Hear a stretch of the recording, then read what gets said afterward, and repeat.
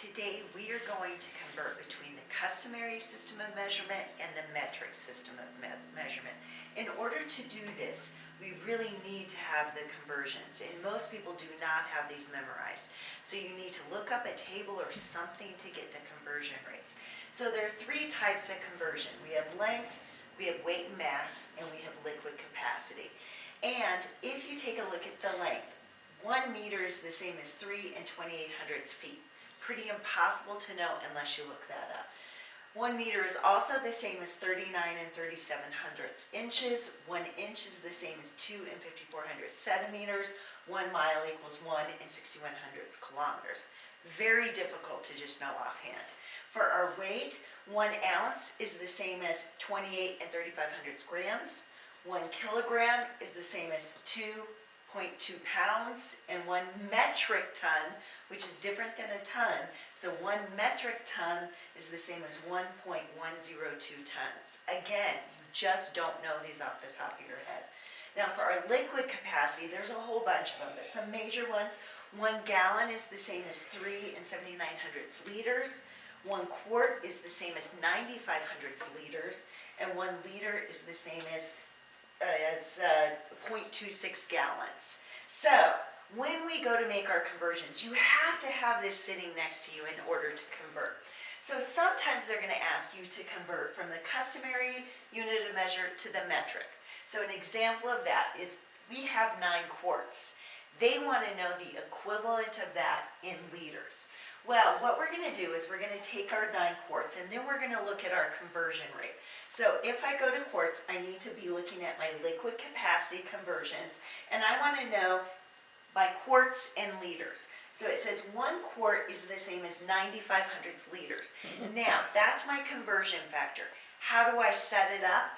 Well, if I have quarts here that I'm converting from, then I want that quart unit of measure on the bottom. So I'm going to compare that to 1 quart. So that means I need the liters on top. The reason why we're doing that is because these quarts actually cancel each other out, because it's like division, where this will cancel that out, dividing it out by and it equals 1. So I've got my quarts gone now, and this 1 would disappear as well, right? So what's left here? Well, what's left is this 95 hundredths and this 9. And because they're side by side with each other, it really means that we are multiplying them.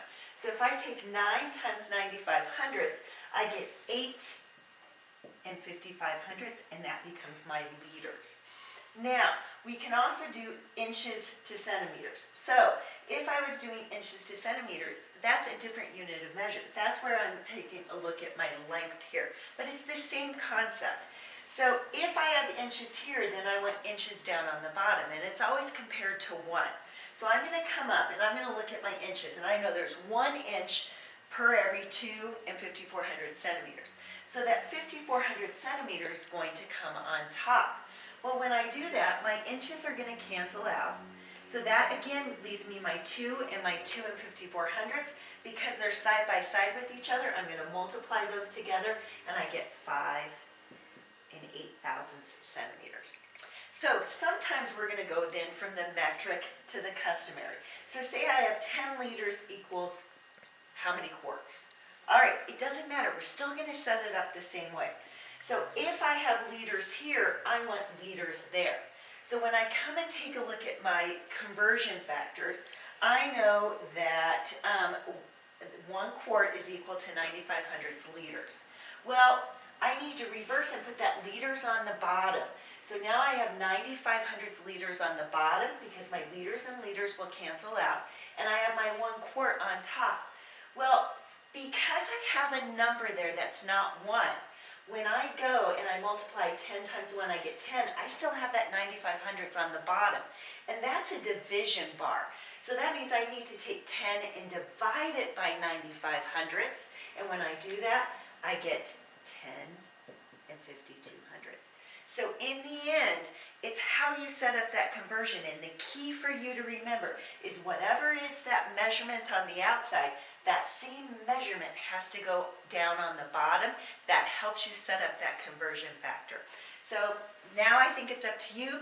Let's have you try making some customary and metric system of measurement conversions. Have some fun with math.